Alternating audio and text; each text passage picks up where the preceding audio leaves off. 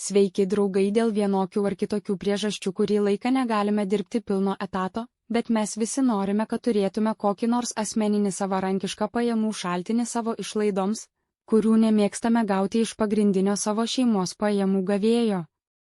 Taigi aš pateikiu jums šiek tiek informacijos apie darbą, ne visą darbo dieną darbą, kuris nurodytas aprašymo laukelyje, per kurį galite gauti ne visą darbo dieną arba dirbti iš namų. Kai kuriais atvejais per mano siuntimą galite gauti papildomos naudos. Jei turite klausimų, komentuokite, aš atsakysiu atitinkamai. Išsame informaciją apie šiuos darbus pateikiu čia.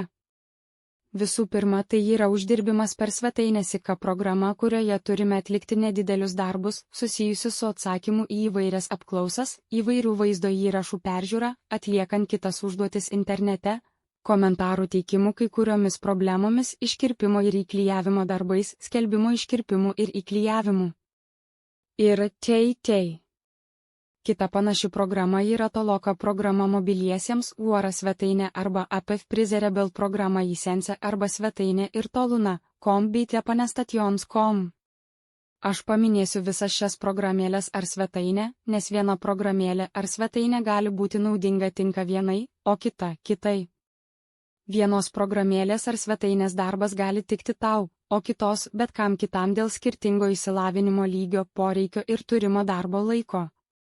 Kita panaši programa ar svetainė yra SEOclerk.com, kurioje atliekami darbai susiję su interneto kūrimu ir internetinė rinkodara.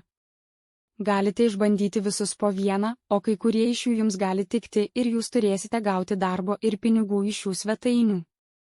Visos šios svetainės yra žinomos ir galime jomis pasitikėti, kad jos laiku sumokės pinigus internete. Tačiau jei susidursite su sunkumais, galite susisiekti su manimi pateikdami komentarus apie šį aprašymo laukelį ir galiausiai linkiu geros kloties ir sėkmės atliekant naują užduotį.